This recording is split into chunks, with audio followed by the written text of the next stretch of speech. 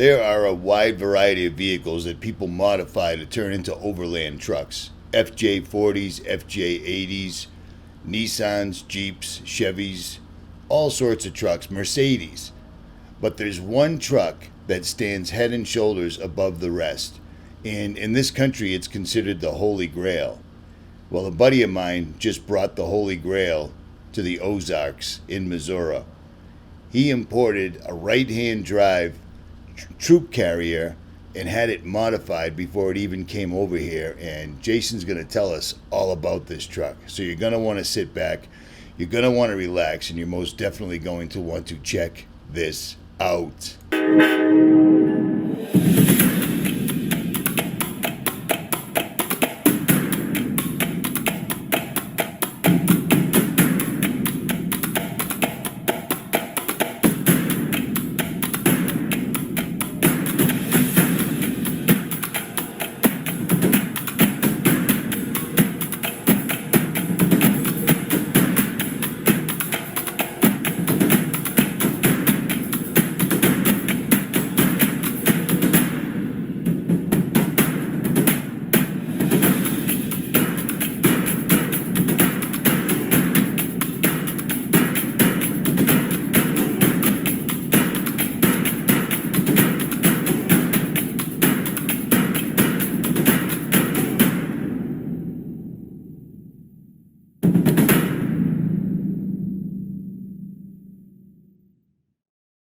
And before we start this video, I'm going to ask you to hit that subscribe button as well as the little bell right next to it so you're notified of all new videos. Here we go.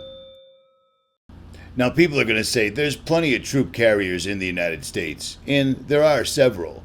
But this one has a certain modification Jason got specifically put in this truck that makes it stand head and shoulders above the rest. So I'm going to let him explain it to you.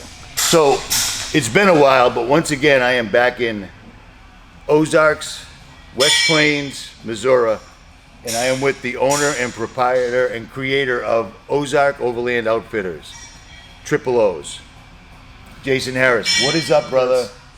So since I saw you last, you have evolved significantly. Yeah, we've grown tremendous, and been a lot of changes. We got a lot of good customers.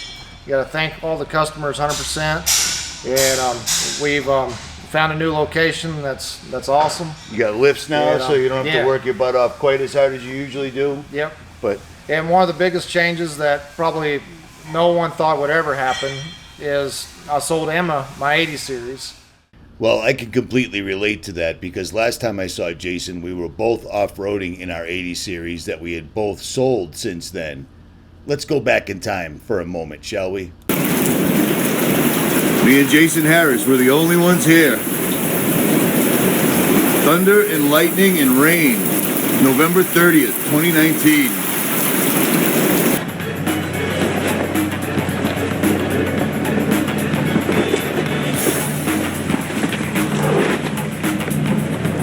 Here's Jason coming down one of the trails. Notice his rear tire goes right by that rock.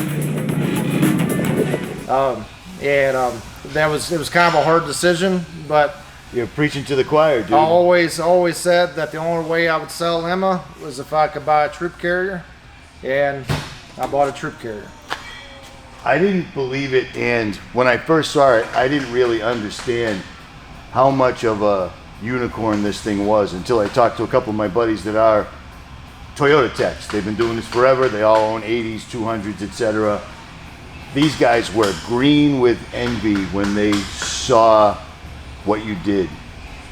What is this exactly? What makes this particular truck so special?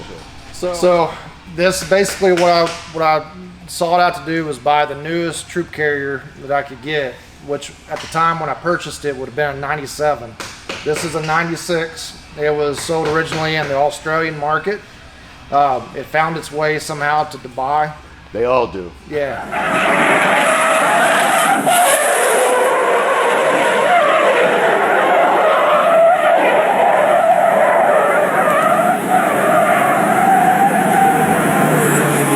There are absolutely an awful lot of Land Cruisers out in Dubai. There's no doubt about that. It was what let me settle in on it was a rust-free straight. It didn't have any dents. They didn't really have to do any body work to it. Frame 100% rust-free. Just, you know, everything was perfect, but it was white, like most all Troopies are. Yeah. Older Troopies at least. And usually they say the UN on the side or the Taliban, one of the two. And I'm not a big white fan. All right. I like a little bit of Kind of racist, but all right. a little richness to the colors. There you go. So always love sandy taupe that you see on the newer 78 and 79 series Land Cruisers. So we had decided to paint it, kind of back up a little bit here. The Alucab was only available at the time in Dubai in sandy taupe. So in Dubai, Saudi Arabia, you found the Alucab that goes with this truck. Yeah. Sweet. So that's what put me over the edge of going ahead and repainting the truck. It was either paint the top, wait till it got to US, or paint the truck, and I decided to paint the truck. See, in previous videos, I've shown some of the work you guys do here. You do paint. Yeah. I've seen you paint square body Chevys that are hard to hide any problems, that were flawless. So what made you decide to have these guys paint this out in Saudi Arabia as opposed to doing it here in Missouri? We were so busy, and we still are, that I just trying to... Good answer. Basically what I had in my mind was it was no different than buying a brand new vehicle. Right. So I basically tried to purchase this in the state of what you would be in a brand new vehicle, and then I'd go do the detail work. Right. So I didn't see anything wrong with that. Nope, not at all, man. Not at all. That makes perfect sense. What is the exact model number nomenclature for this? Because there's so many in Toyota. This is an HZJ 75. So what that means is it came from the factory with a 1HZ 4.2 naturally aspirated diesel engine. And it's 75 series, which is long wheelbase, which was available in I knew, just so you know, I knew that. troop carrier and pickup. Yep. So, but we did a little something different to this. I wasn't happy with just staying with a 1HZ, being that we've got small mountains here and I go out west every year, and I wanted to be able to shoot up the mountains like none other. Like you weren't in the Land Cruiser. Exactly. Yep. And still get good fuel economy. Yeah, that pisses me off. So, First of all, real quick, for this particular unicorn, he paid less than I did for a bone stock TRD Pro 4Runner, and he gets double the gas mileage I do, and I have it. That's a 2019. You know what I mean? Go ahead. Yeah.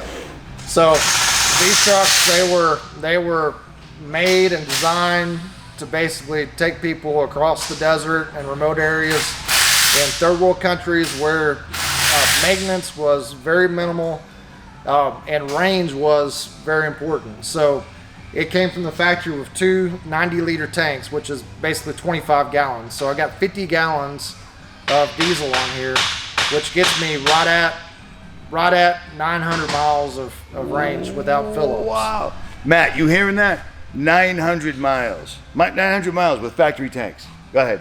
So another thing that's neat is it's not a transfer pump. It actually switches tanks.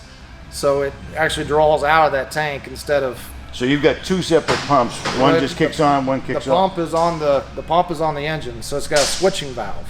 So basically it shuts one tank off and pulls out the other. So it's super simple. If the switching valve failed, you could literally, all the hoses are in a bundle. You could undo it and you could hook up to the main fuel feed, and you could mechanically pull out of that tank. So are you jealous now?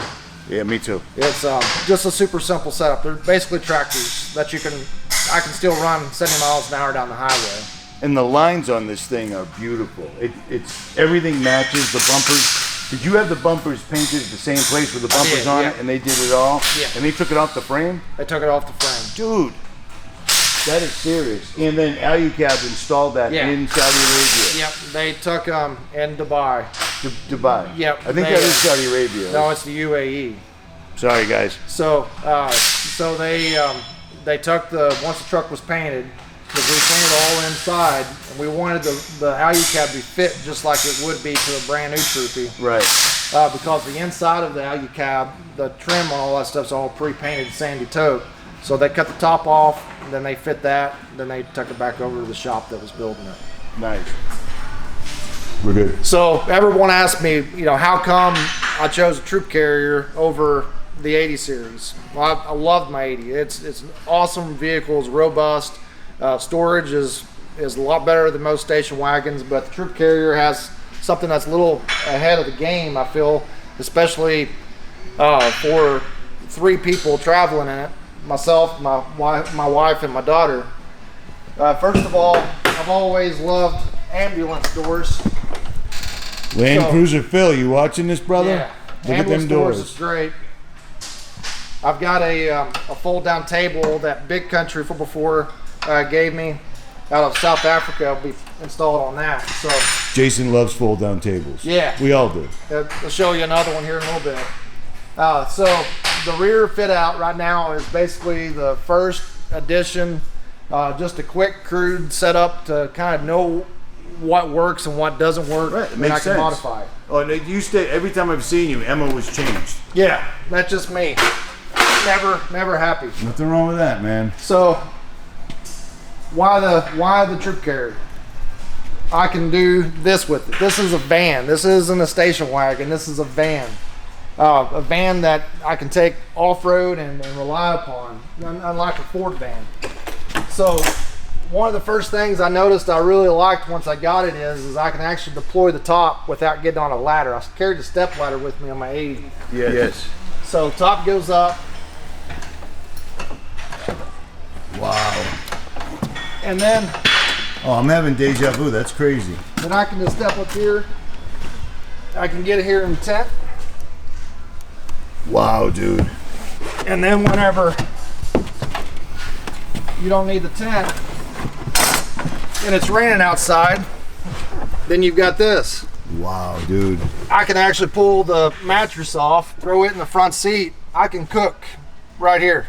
Wow. I can reach over here, get my stuff out of the fridge, set it here on this 6-foot bench, and it just becomes a very self-contained vehicle. Now, you had mentioned earlier that is not a declaration. That's not a rainbow blanket. That is a Mexican south of the border type blanket. Yeah. Okay. Yeah, just for anybody that wants to make a comment. The only rainbow that I like is the one that God made. That's right. Promising that he care of would us. never flood the earth Yeah. again. Absolutely. So this lifts up. And you just whipped this together. I mean, you just Yeah. got this truck. So this is just Yeah. all just to see Basically, what works all and what don't. This interior was fit out here over the weekend by my wife, daughter, and myself. Nice. So I got storage all in here. Try to utilize all the space. I made little windows here to where I can actually utilize this dead space, but still have good brace work. That's a good spot right there too. That long spot in the back. Yep. So I'm pretty happy with the way it's turning out. it was very cool to see your daughter as excited about hitting the road Yeah. as she was 3 years ago. That's rare, dude. Yep. That's a rare thing, man. So we'll see how we left one of the jump seats in, I saw that. and added a little pillow here that she can sit kind of like this. Nice. So we'll see how it works. Nice. We're fixing to head out on at least a 3,000 mile trip Up to Canada? Yep. Sweet, man. Up this weekend. I So. wish I was going with you, but I got to go the other way. I see you still rolling this. Is that a new Snowmaster or is it the same one? No, this is a new one. Because I still got the one you sold me 3 years ago and it works like a champ, man. So I went with the 42 liter single zone this time. I was just trying to optimize this side space here to make the aisle better, and I believe it's going to work out pretty good. We don't carry drinks in the fridge, so right. Yeah, neither Just do I, food. because it saves. I'd Yeah. rather have it at room temperature, and it saves a ton of Yep. room. So we got a long drawer here. I love the drawer. No hinges, nothing to break. Yeah, It just just simple. slides right out like Land Shark does. Good buddy of mine made this knife for me years ago. Nice. So it's right there. You always need to grab a knife. So you just actually deployed your Alu cab and jumped up into it and didn't need ladders to do any of it. That's phenomenal, especially Yeah. when you start getting getting older like me. Oh, yeah. You'll see. Yep. Yep. So that's what sets the Troopy apart from the 80. Without a doubt. Without a doubt. Are you going to put another swing out on this side or just leave it the way it sets? Yeah. So because I see it set up over here for another. So what happened is you see this door is damaged. Whenever it was getting shipped in the container, it came loose and it backed into the back wall of the container and crushed the doors in. And so this swing out was binding and all messed up. So it just had to come off. I'm actually going to have to fix it before because I need a place to put my water can. Got ya. So at this point of the video, you're probably wondering, so what the hell is the Holy Grail thing about this truck? Well, we're going to get to that right now. The Holy Grail thing about this particular truck is the massive turbo diesel engine that he managed to score in this particular truck. This is what sets this truck apart from most trucks you're going to find in the United States. There are a lot of right-hand drives here and there, so that's not the rarest thing ever. But what makes this truck an absolute holy grail is the engine. Tell us about this engine, brother. So this truck originally came with the 1HZ, which is the 4.2 naturally aspirated diesel, 12 valve. Which is a good motor. Yeah, right? oh, it's probably the most reliable engine that Toyota ever made. I mean, they're still putting them in the African market, Troopies. Started building them back in the 90s, and they're still building the same engine. So damn Africans. What's the power difference between this and the motor that usually comes in?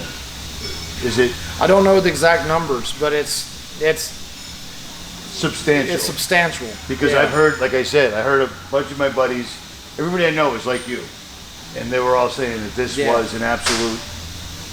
It's very rare to come by. We picked it up in Maryland, and there's small mountains in Maryland and West Virginia, and there's a lot of the hills we didn't even have to downshift in the 5th gear.